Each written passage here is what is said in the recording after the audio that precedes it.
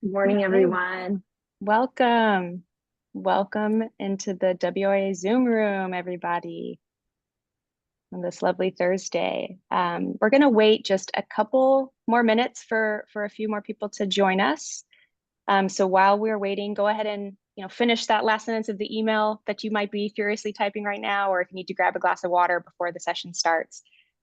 Take care of whatever you need to take care of so you can join us in a fully present way in the next minute or so, and then I'll bring us back together.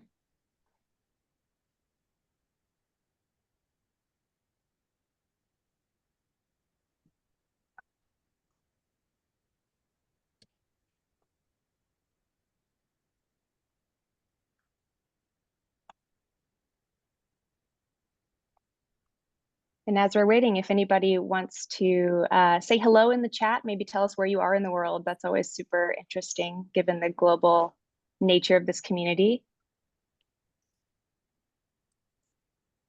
I'll say hello from New York City.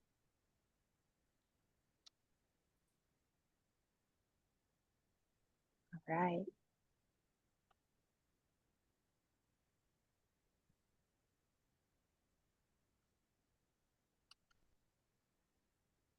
Okay. A few from the US, then we have a Canadian. Excellent. Oh, Cambodia. Exciting. Uganda. Beautiful. Welcome to everyone. And if you feel comfortable coming off video so we can see your face, that would be wonderful. Trying to always humanize this two-dimensional world we find ourselves in often. But if you prefer to be off video, that's also totally understandable and fine. Okay, we have San Francisco. There's another San Francisco, Texas, Liko, Nebraska.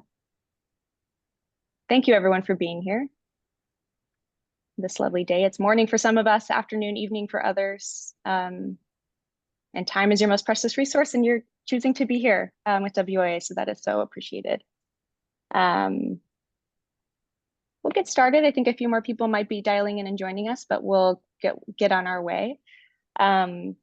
So my name is Brittany Blitzer. I'm the Director of Strategic Development here at WIA. At WIA, we're all about, I think many people here are very familiar with WIA, but we always like to kind of ground the session with a little bit of context. So we're all about, world-class leadership development for women leaders and social and environmental impact around the world. So our mission is to really unleash the potential and increase the influence of women leaders who are making a meaningful difference on problems that matter. We're all about, uplifting other women. The tide rises when we all lift it together. We are also at WI so rich in a diverse community, diverse global community, and it's really important to us to honor and respect all voices and beliefs and identities in this space. So just invite you to join us in that spirit of kind of welcoming and inviting in different beliefs and perspectives. We hope that this space feels like a really welcoming place for everybody. And I hope that you feel that today with this exciting conversation we have ahead of us. So quick roadmap. This is kind of our, few minutes of welcome as we wait for everybody to join us around the world for this awesome conversation. I'm going to introduce our, I'm going to introduce kind of our facilitator moderator for this session, who is a wonderful catalyst currently in the Empowered Leader Program, who will introducing our speaker, Jessica Bejarano. I think you will all find this conversation to be super, super interesting. Really excited to get us there. And just one final point about the Global Ignite session. So this is a relatively new thing that WIA has implemented in 2023. This is our final one of the year.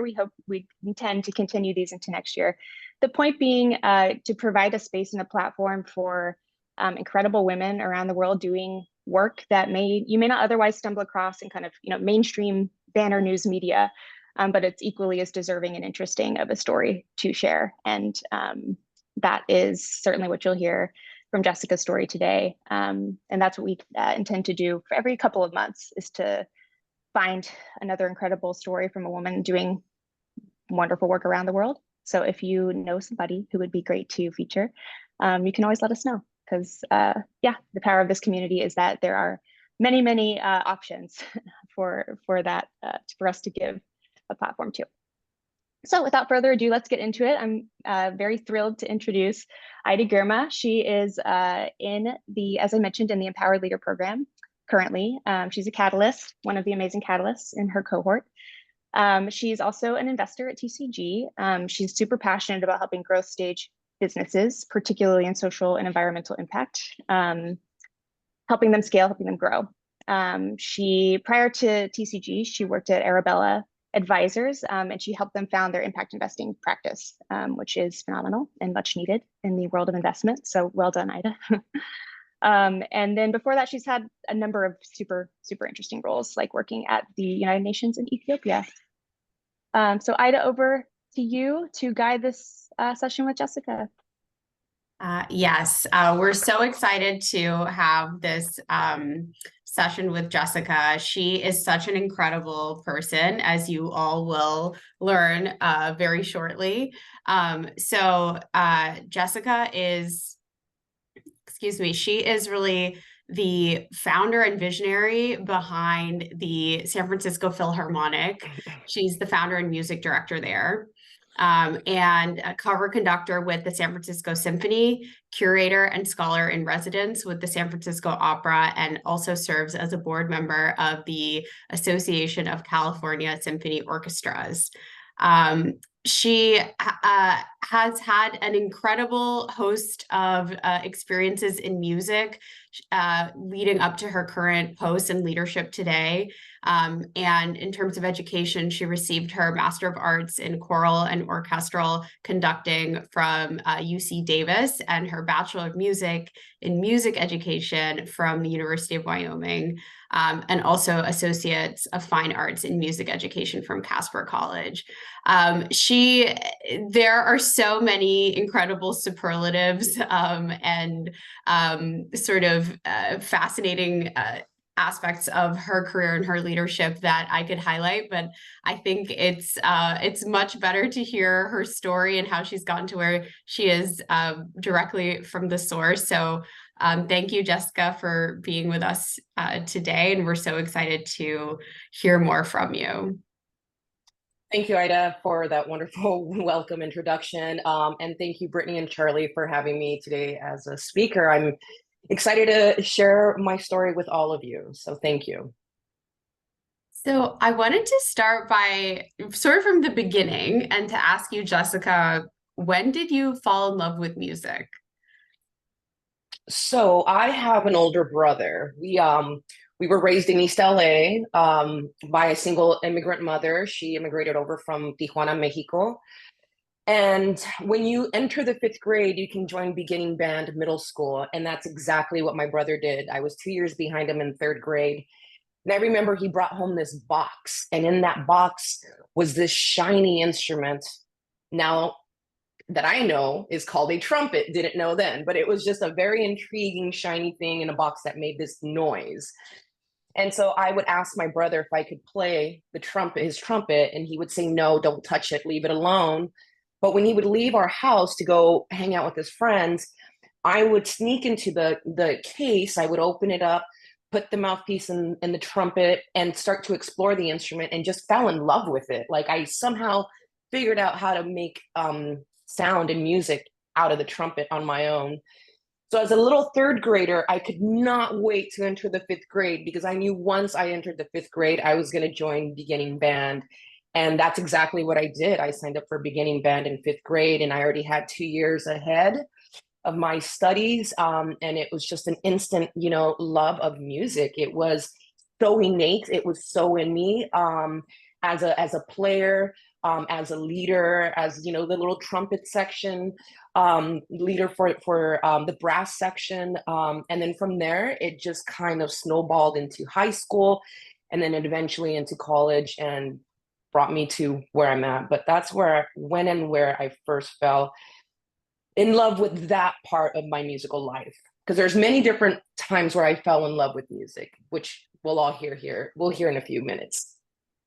Yeah, I would love for you to just tell sort of a brief history of how your career has unfolded, starting from discovering the trumpet and going into band in the 5th grade up to today, what are the major chapters? Right. Yeah. So after high school, I knew I had to go to college. I come from a very large family, about 80 of us, and I'm only the third person in my family to go to college. So it was a very rare idea for me to have.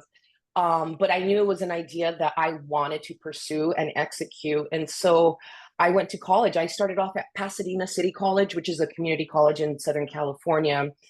And part of being at that college, I had to be in 3 ensembles because I was on scholarship.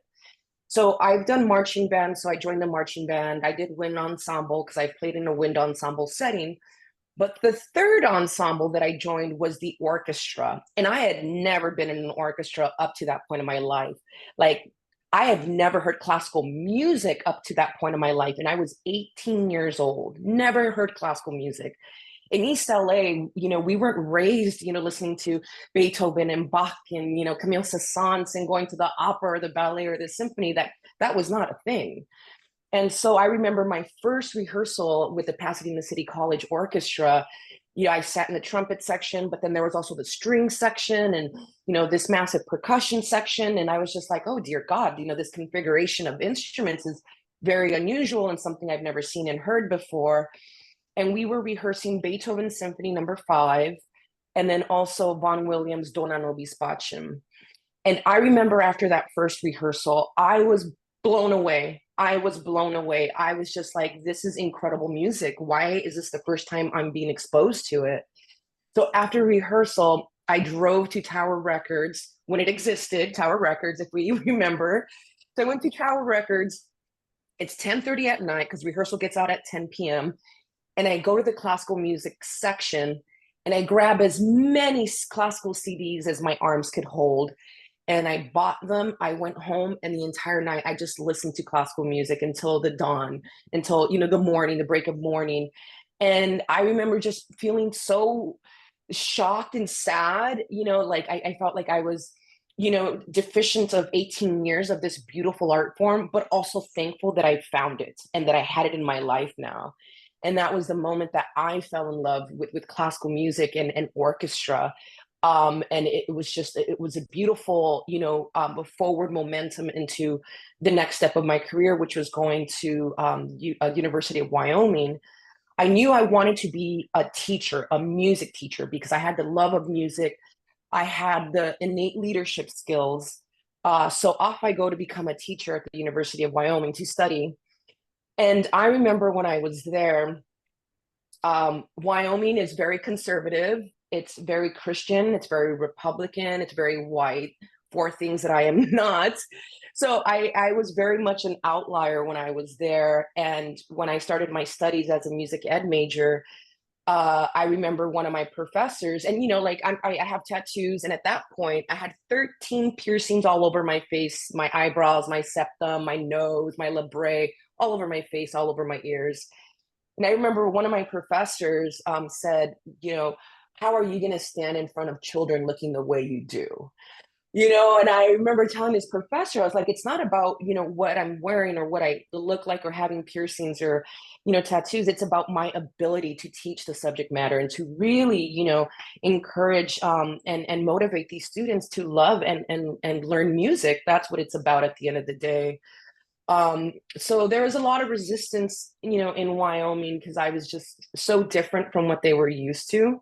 But I was there to get the education, to get the degree, and then to move on with my life.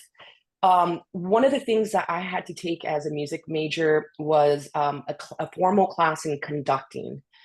And when I took that class, I fell in love with the art of conducting. So I have had my love of music, the love of classical music. Now I fell in love with the art of conducting. And I remember I had this epiphany where I was just like, I'm going to be a conductor. It was simple. I'm going to be a conductor. Bada bing, bada boom. It's that easy, right? I didn't do the history. I didn't do the research. I didn't look at the statistics of it. I just jumped in passionately that this is. And I quickly realized that being, a woman jumping into, the field of conducting was not going to be easy. and it has not been easy, and I doubt it will be easy in the near future. But yeah, I finished, my degree in education, and I went off to UC Davis to start my master's in orchestral and choral conducting. And I remember my first year at UC Davis, my orchestral professor was not a nice man. He was a known misogynist. He was proud of it, actually. And I would have weekly study sessions with him, score study. And we were studying Beethoven Symphony Number 9, and he was on his side of the desk, and I was on the other side, and we were studying the score. And he stopped, and he just rolled back and crossed his arms and said, "Are you serious?" And I said, "About what?" And then he pointed at me from my head down to my toes and back up and said, "Are you serious about becoming a conductor?" I said, "Absolutely, yes, I want this. I'm invested. I'm dedicated. Yes, I want to be a conductor. I am absolutely serious." Then he proceeded to say, "Well, then go back to your country because it's not going to happen in mine. Get the F out of my office." And I froze because I was in shock, instant shock. And then, he yelled again, "Get out of here." And I was just like, oh my God. And I just started grabbing my things, pens and pencils were falling all over the floor. I just grabbed what I could and I left. I went to my back to my apartment. I didn't even go to any classes the rest of the day. And I just stared at my wall for, must have been hours, thinking, if this is the way academia is going to treat me in my pursuit of becoming a conductor, how is the real world going to receive me or not receive me or treat me? Like, this is hard. This is difficult. This is abusive. Academia is a place where you need to be nurtured and embraced and prepared for the real world. I can't do this. Like, this is too much. But then just like that, I was like, no, no, no, no. This is my life. This is my career. This is my passion. I'm not going to allow this person or any person to take this away from me. So I had to learn right there and then how to take a no and turn it into a yes, how to take a negative and turn it into a positive, how to take negative energy and turn it into fuel and momentum to catapult me even further than I thought I could go. And I really learned that this again was not going to be an easy path, but that I had to carry on. I had to continue, and I did. My second year of my master's program, I was there on a master's residency, so everything was paid for. My education, my books, my housing. And the first day of my second year, the same professor said, "Come here." As soon as I walked into the building, I was like, "Oh boy, here we go." And he's like, "I want you to know that a bunch of us professors got together over the summer to get you kicked out of UC Davis because you do not deserve the UC Davis stamp." He goes, "But because you signed this formal agreement and we signed it, we can't kick you out." He goes, "And we know if we were to take away your funding that you come from a poor family and they would not be able to afford tuition here." He goes, "So just know that we're watching you and we're waiting for you to mess up, because once you do, I'm going to be the one to show you the door." He's like, "Okay, carry on." I was like, okay, great. Again, it's like hearing these things and being treated a certain way that didn't tear me down. It empowered me. It really, really empowered me to be like, like, I don't want to say so much like I'm going to do this because I'm going to show you, because it's not about doing what I do because I want to prove someone wrong, but doing what I do because I know I can and I'm passionate about it and I love it, and I'm not going to let, these people take it away from me. So after that, I graduated from UC Davis and off I go to start my doctorate in South Carolina. And before I went to South Carolina, I spent the summer conducting in Europe and then traveling a bit on vacation. And before I left for Europe, one of my conducting friends said, "Jessica, apply for this conducting position here in the Bay Area." I was like, "No, I have my path. I'm going to Europe during the summer and I'm going to start my DMA in the fall." He's like, "Jessica, apply for the position." I was like, "No, I'm good." He goes, "Jessica," he goes, "really apply for this job." I was like, "Why do you want me to apply for this job?" He goes, "Just for the experience of, application and interviewing and blah, blah, blah." I was like, "Okay, I'll apply for the position." Well, I made it all the way through to the final round of the audition. I made it through the interview. I made it through the board meetings. I made it through the testing. And then finally, when I came back from Europe, I had to conduct the orchestra. I was one of 3 finalists left. I conducted the orchestra. I was like, this is going to be great. It's a great orchestra. This will be for fun. Conducted the orchestra, went home. The next morning, I get a phone call from the maestro saying, congratulations, you won the position. I was like, oh, no, thank you. I can't accept it. He goes, what do you mean? I was like, I'm going to go start my DMA.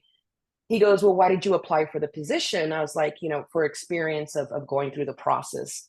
He's like, look, he goes, think about it for 24 hours. We're going to call you back. We really want you to consider this position. I was like, okay, I will think about it for the next 24 hours. Here's the caveat. It was a 4-year contract as the assistant conductor of this orchestra, 4-year contract, right? And the pay was $2,000 a year. Here in the Bay Area, $2,000 a year. And this is before taxes, right? So it's going to be even less than that. Yeah. And I was just like, $2,000 can't get you anything anywhere. And so I started asking my colleagues, what would you do? What would you do? What would you do? And they're like, take the position because now you would be a working professional.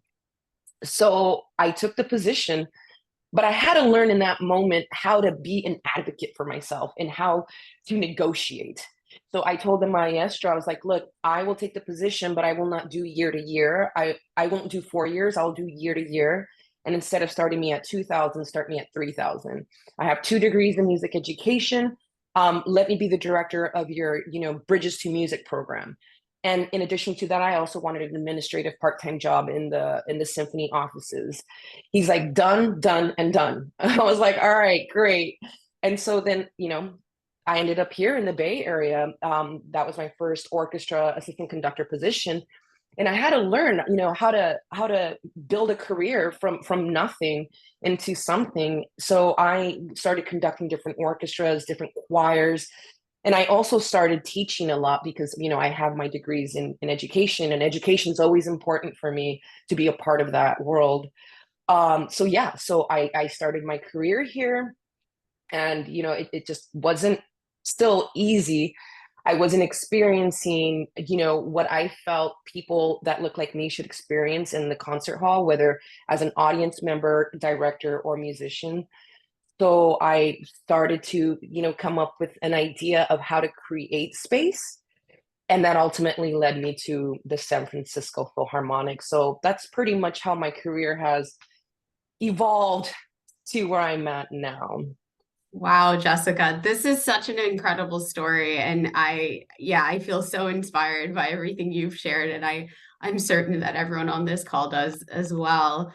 I want to ask you, I mean, you talked about this notion of taking negative energy and this negative experience you were having and turning that into fuel to go further than you ever imagined.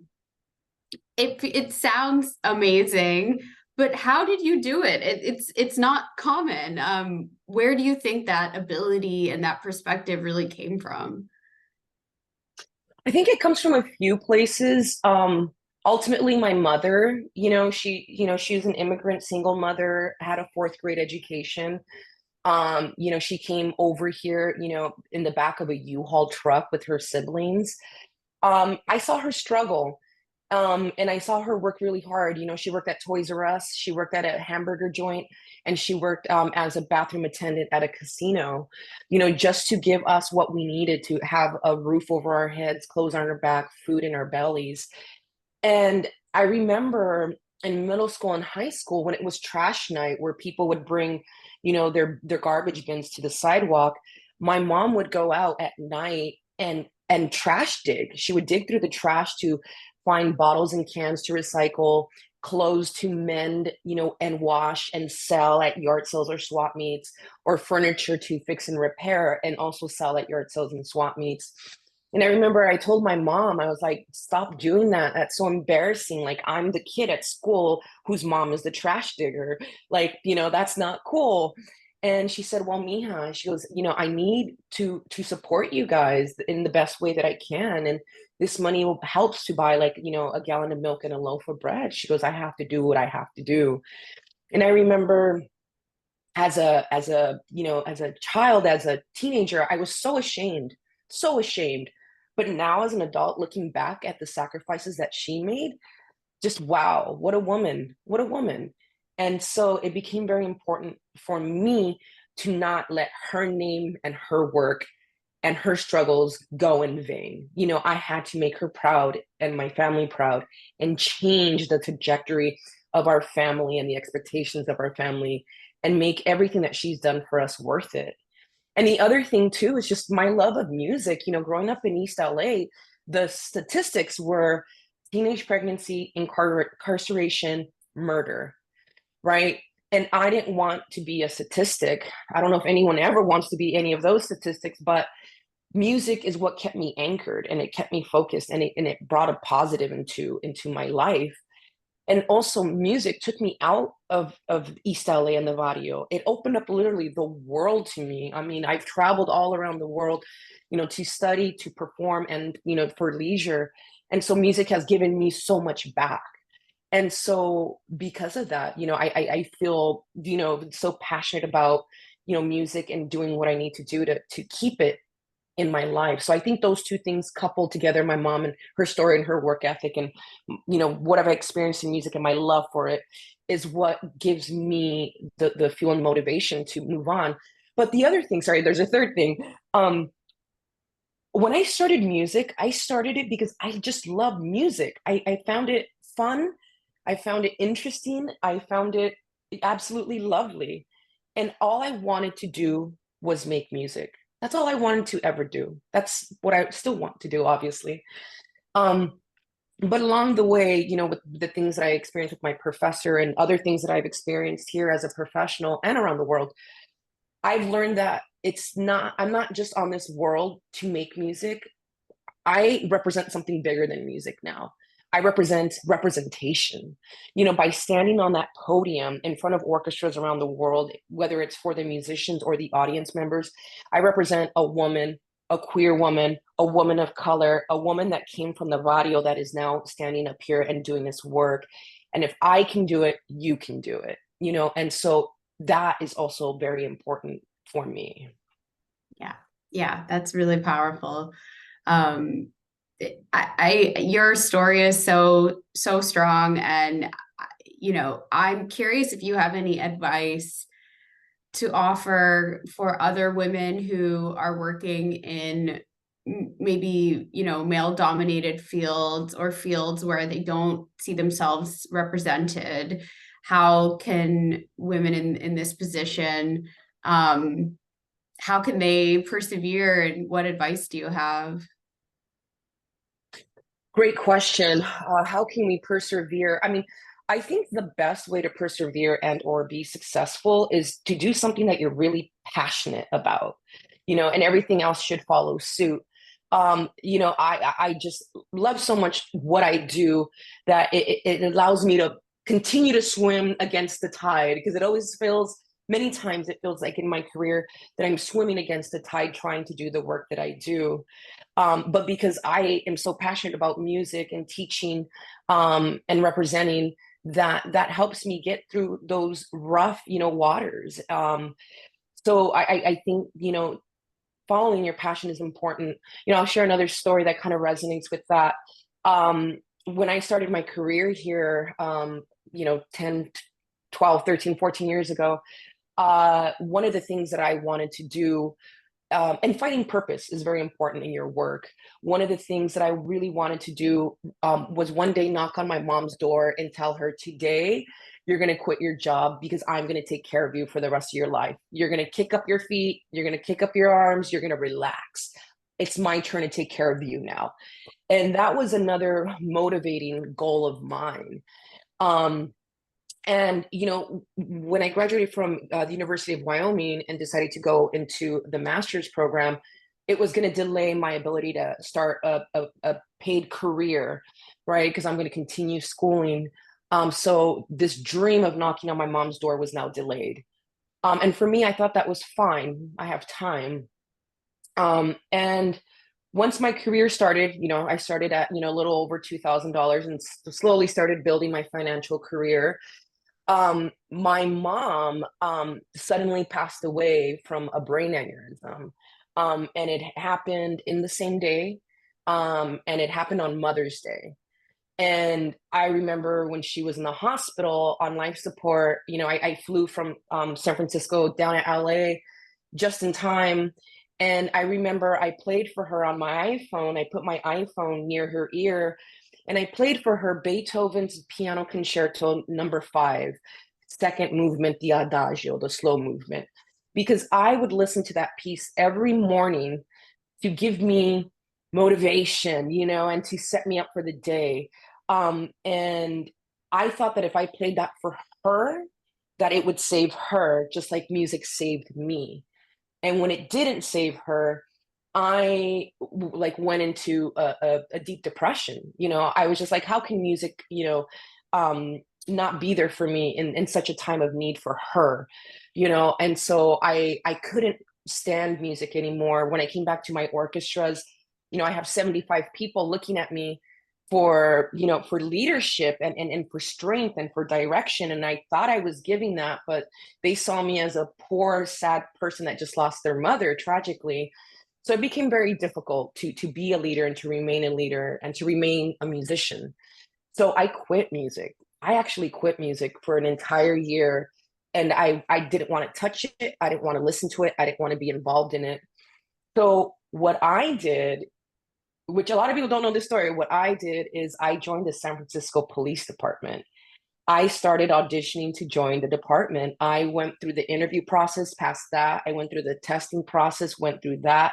And then the next step was for me to go through the first part of the academy, which is the physical training. And I did. And you do a lot of different physical training exercises. And the last thing you have to do is you have to jump over like an 8-foot wall or something like that. And I tried to jump over the wall and I couldn't. And they blew the whistle. And they're like, go back to the line, try again.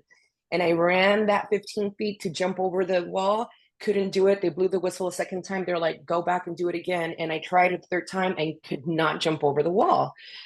It literally became a barrier. And so they're like, okay, you failed this part of the test. Come back in 6 months and you will only take that part of the test. And then once you climb that wall, you will be in the academy. You'll be in the San Francisco Police Department. So I was a little bit distraught. I was just like, like, wow, like I couldn't jump the wall like this, like I have to come back in 6 months. What am I going to do? I need to do something. And again, I have degrees in music and I needed to restart, my career, making money somehow. So I got hired by a school and I was teaching elementary music. And then after school, I would give piano lessons. And I remember I gave a piano lesson to this great little musician. Her name is Georgia. And after her piano lesson, we were waiting for her parents. And she's like, can I draw something for you? I said, absolutely. So I gave her a piece of paper and markers. And she drew a ballerina, with her arms up here and her little tutu, and she's like, I'm going to draw you a superhero. I was like, oh, are ballerinas your superhero? She's like, no, you are because you make music. In that moment, I realized that I need to get back into music. I need to get back into my passion. It's not the police department. It's not being a police officer. It's music. And the impact that, I had on this little girl and the impact that I had even before that, And so I just had this fire underneath me at that moment when that little girl told me that. And then from there, I just jumped in even deeper into my music and into my motivation and my fuel to really go forward. So, to answer your question, long story is, following your passion, because when you follow your passion, it really drives you. It drives itself, it drives you. And also finding purpose in your work, you got to find purpose and meaning in what you do to make it worthwhile. So I think those two things are, two things that I would really want to share. Yeah, that's amazing. That's amazing. I'm grateful for that little girl. Me too. got you back into your passion and your purpose.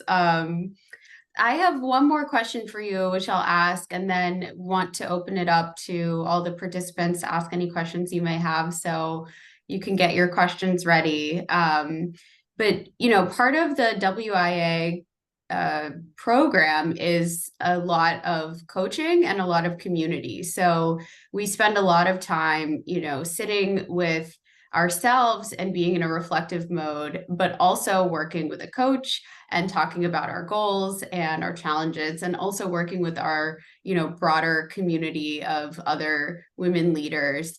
And so how has community and how has leaning on other people, whether it's friends or colleagues, how has that played into your career and some of your successes? So as a music director, even though I stand on a podium, I stand on a box, I make sure that I don't bring that kind of, like mental energy of hierarchy over my musicians. Like I treat them as my colleagues, as my equal. It is an ensemble, meaning that we are linked together as a team to create this common goal of bringing this music to life, this situation to life. And so when I work with my musicians, I bring optimism. I bring, knowledge. I bring preparation. I bring a lot of respect, and I bring a lot of love for what I do. And when you have that kind of energy as a leader to your colleagues, it's palpable. And then they start to love what they do and they love working with you. And it just builds this incredible positive environment where everyone is enjoying the experience. So yeah, for me, it's being a leader, being a director is not leading with a heavy hand. It's not leading with a hierarchy of I'm up here and I tell you what to do, even though I do tell them what to do. But it's about being a team. It's about being a collective team. And at the end of the day, right now we're working on Tchaikovsky's Violin Concerto. We're there to do the work of Tchaikovsky and honor Tchaikovsky and his music and bring that story and that music, to our audiences and to our musicians. So sometimes the work is not just about us, it's about the big picture of what we're there to do.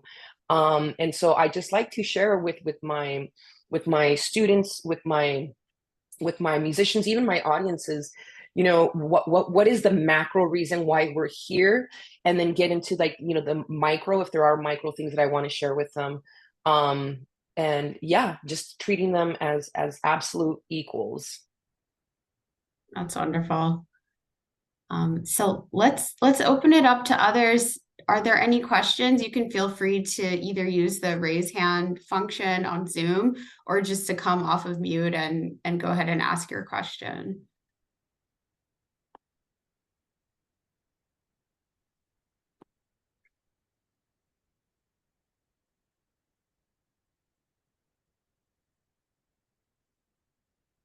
I'll start off the questions. Hi, Jessica. Hello. Thank you so much for talking to our group here today. And just know too that your conversation will go out to a lot more people because we'll share the recording too.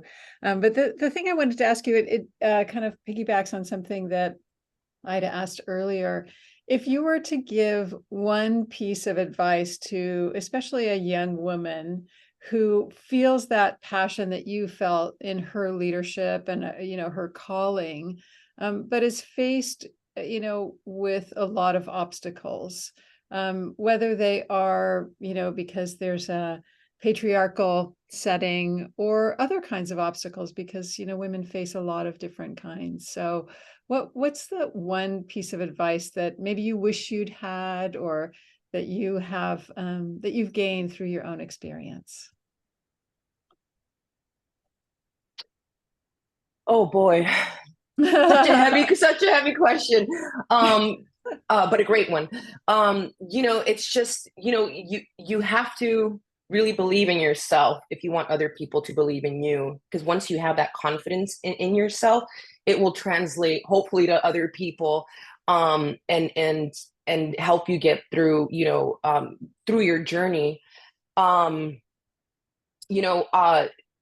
Interestingly for me, I didn't have a mentor that mentored me throughout my years that really, embraced me and like, you know, tried to catapult me forward.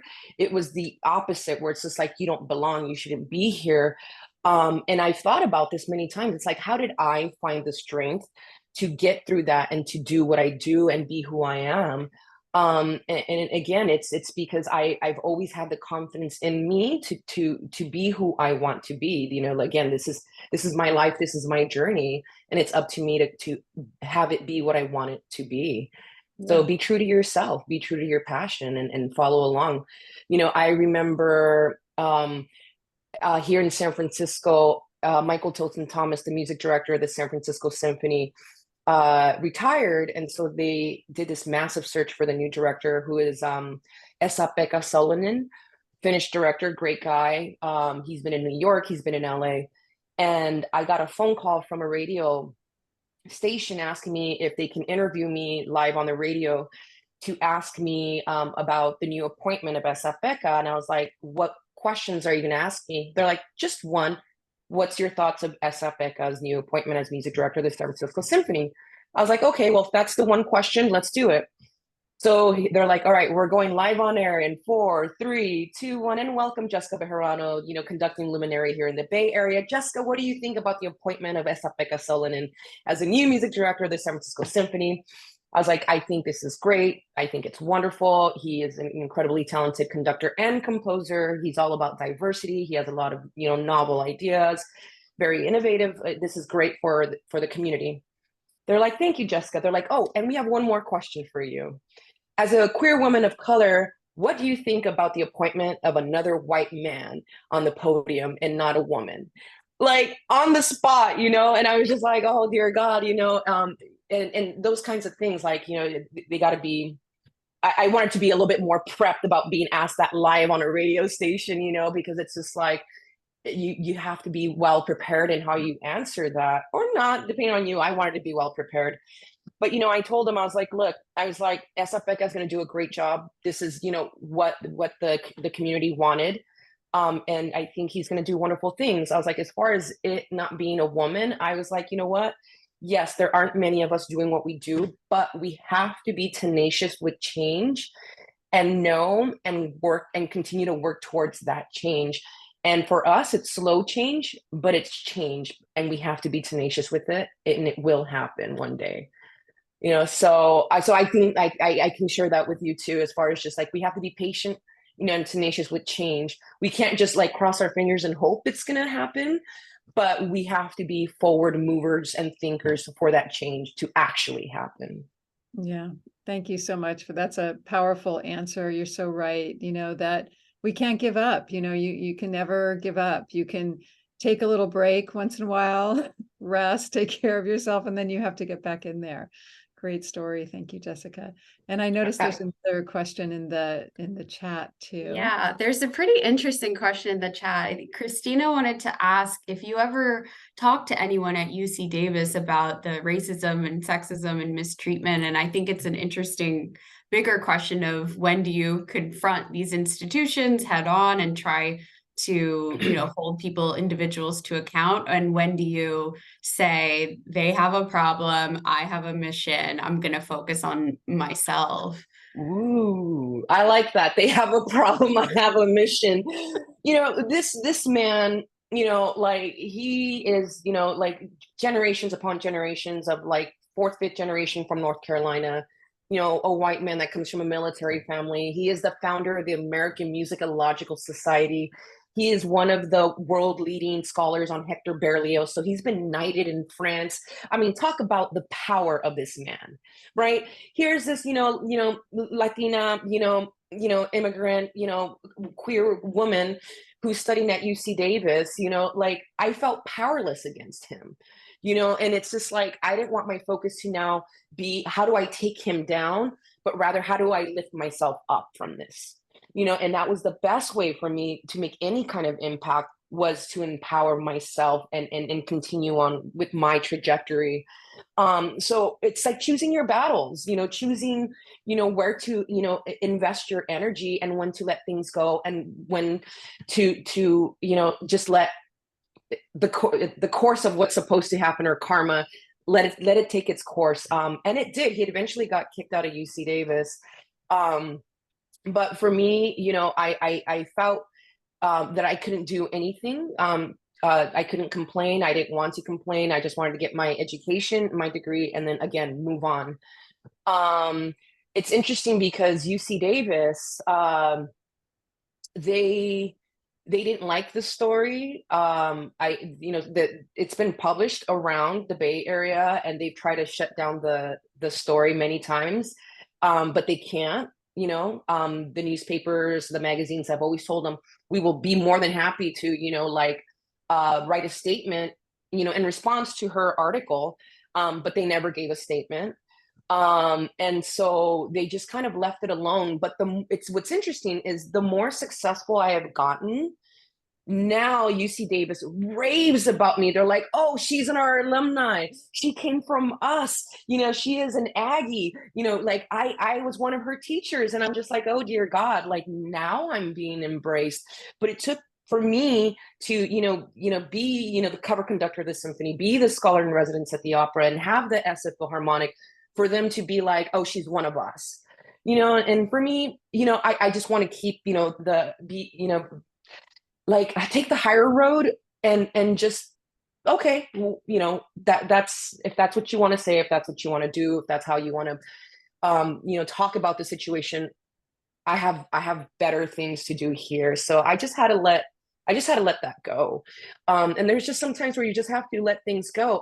For example, I was sharing a story with Ida, Brittany, and Charlie last week, where I'm the scholar in residence with the opera, so I do the pre-opera lectures, and so I write the lectures myself. I deliver them an hour before the opera starts. I'm always dressed up in a 3-piece suit, dressy shoes, dressy slacks, coat, blazer, my glasses, my hair, and I'm delivering this beautiful lecture in the opera house. And I remember after one of the lectures, this older woman came up to me and she's like, "Excuse me." I was like, "Yes." She goes, "Are you a rapper?" And I was just like, "Oh dear God, what does that even mean?" And I was like, "No, I'm actually the scholar in residence for the San Francisco Opera."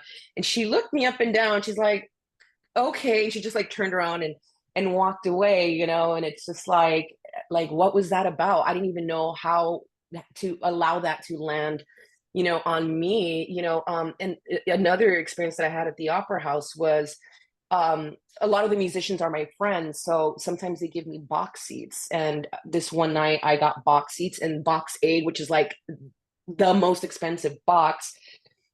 And there's 6 seats up there, 1, 2, 3, and then 1, 2, 3. And when I went up there with my glass of champagne, this woman said, "Excuse me, I think you're lost." I was like, "No, I'm not lost."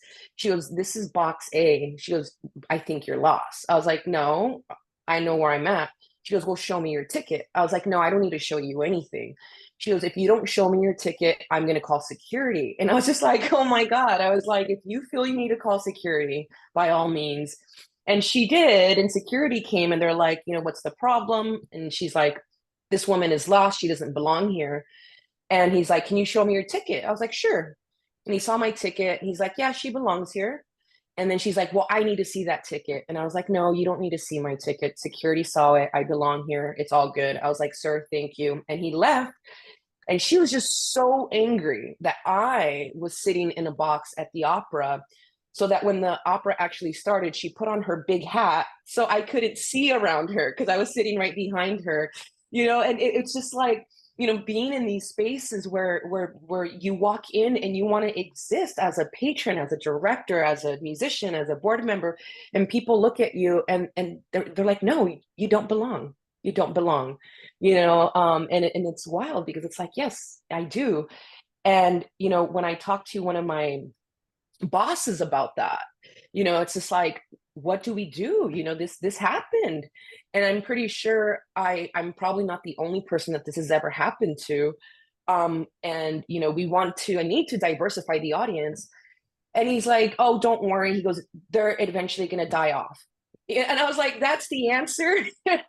Like, no, like we need to be proactive about change again, and not hope that it's just gonna like go away, like this lack of diversity or acceptance of diversity into the halls, into the space. So Yeah. yeah, so from Davis to here, it's been interesting. But again, I have to stand tall, I have to stand proud, I have to be in these spaces to allow for others to exist in there as well. Yeah, yes, absolutely. The stories are very upsetting, but we're glad that you're in the spaces that you're in and trying to continue to open doors and increase representation. I think Haley had a question, and then Toyin, if I'm saying that right.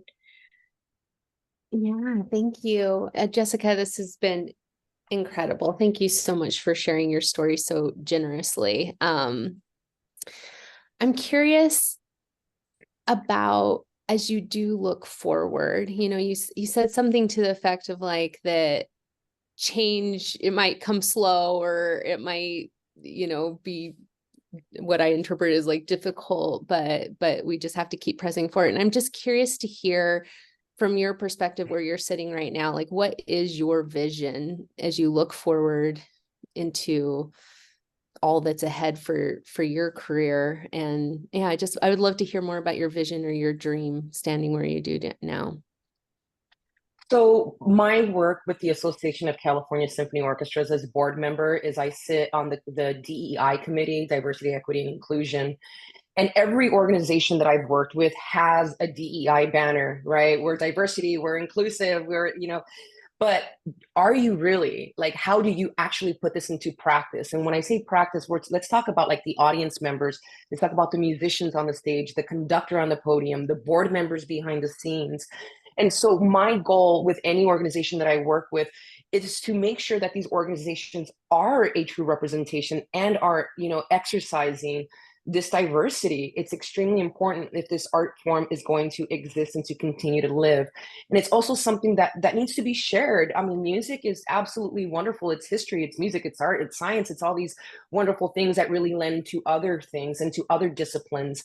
And so my work, my big picture work is to really embody that in every organization. One thing that people love about the San Francisco Philharmonic is that if you go to one of my concerts and you experience the audience, you're going to experience a really unique audience, a very diverse audience, because I don't just throw a concert out there and hope people will come. I go out there and I invite the people to come. I've been working with the Mexican consulate. I work with, the underserved, underprivileged schools here. I work, with the veterans. I work with, I go out and I find the people that are not in these spaces and I bring them to these spaces.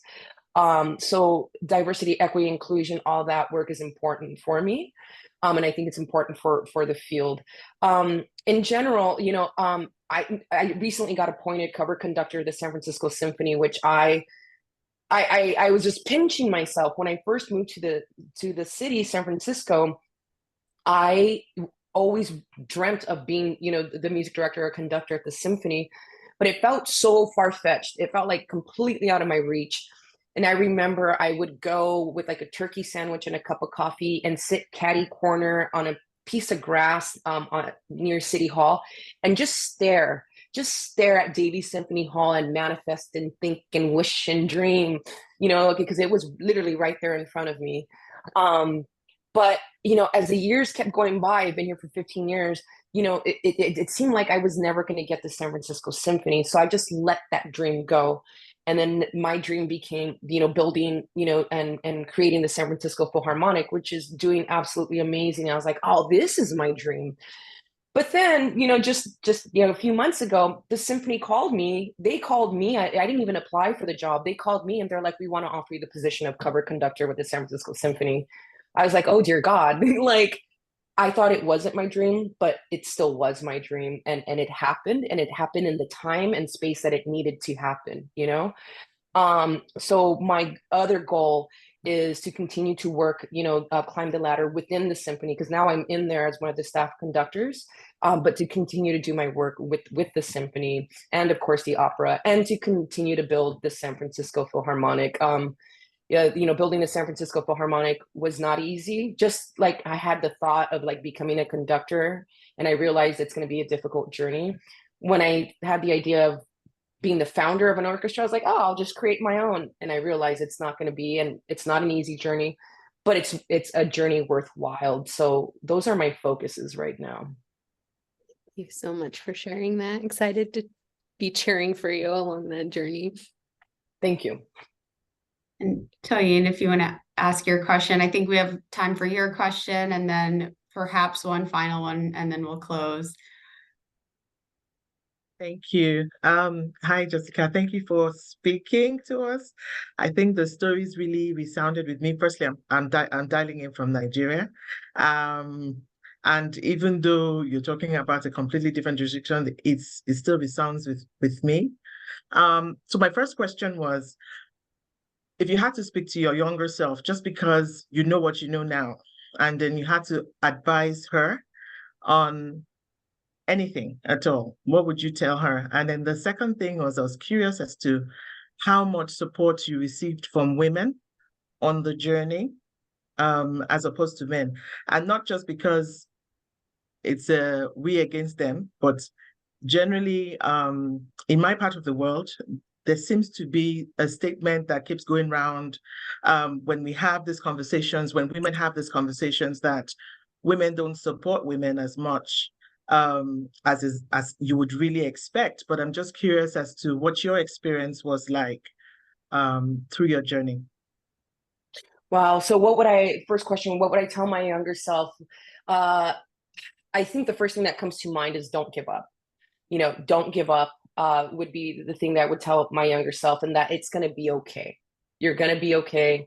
It's going to be okay, is what I would tell my younger self.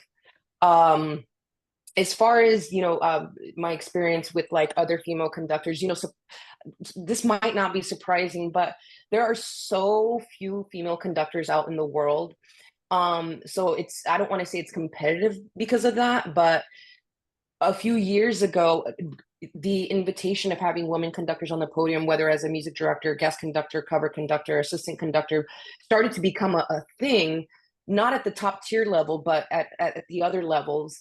And so a lot of women started applying for these positions, but not many orchestras were offering these positions. So it became that we were all applying for the same position, and it became like, competitive within each other. So there's not really it's not a really supportive network. Like everyone's trying to be that next female to break into the field.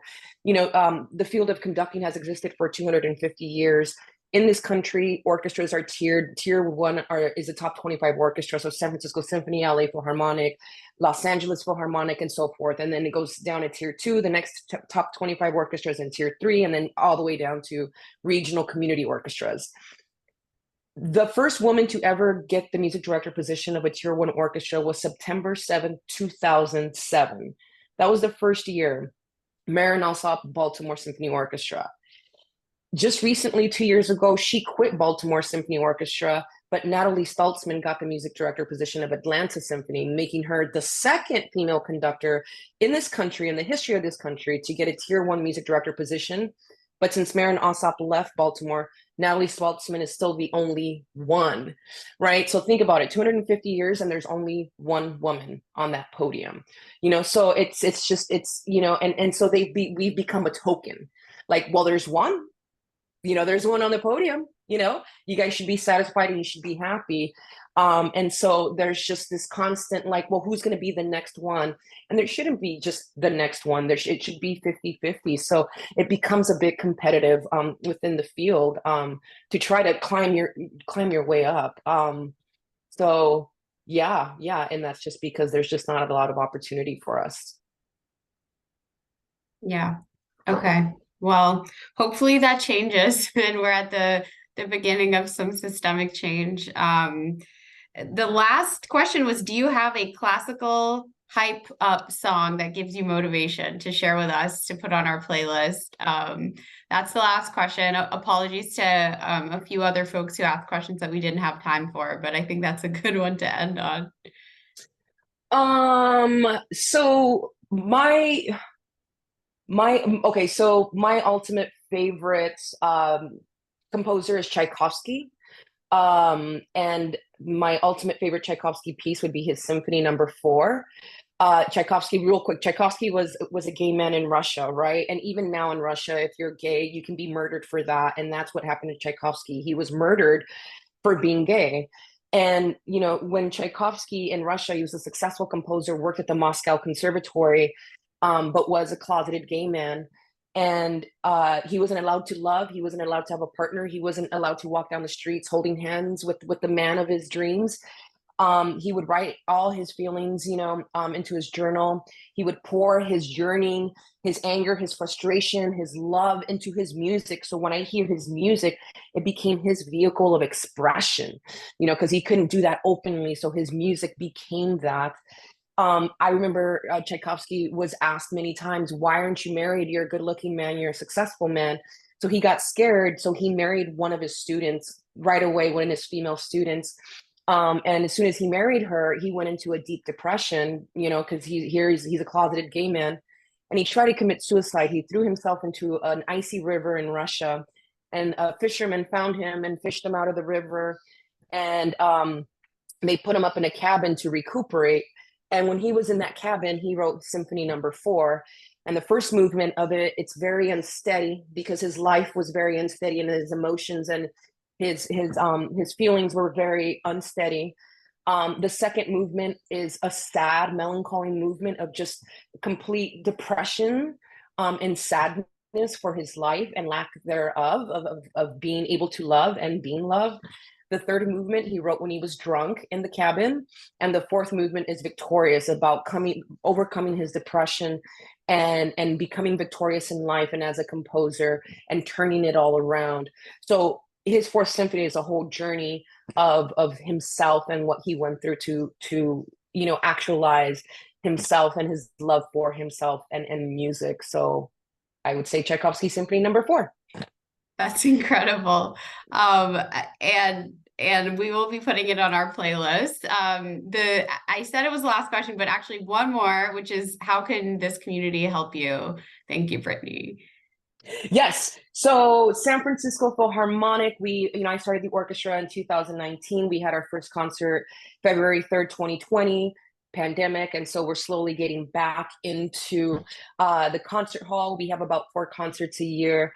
So we're a young startup orchestra. So the best way to support us is either coming to our concerts, which I think Brittany is going to put into the chat. We have a concert coming up next Saturday at the War Memorial, and or, you know, shooting us any donations that you can on our website, and or, you know, sending me any information about grants or funding that you know of that we can apply for. So just keeping the financial, you know, foundation of this organization going so we can continue our mission.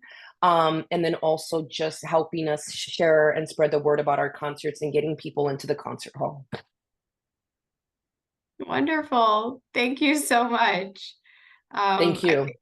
I think this wraps up our session. Brittany, I don't know if there's any other closing words, but this has been really an incredible conversation. And thank you so much, Jessica, for inspiring all of us. Thank you. Amazing. Everyone can come off mute and clap if you want, or give both Ida and Jessica some kind of visual cues of love and support. Fabulous job, Ida, Jessica. Thank you. Amazing story. Thank you all for attending. Have a great, wonderful rest of your day and week. Beautiful.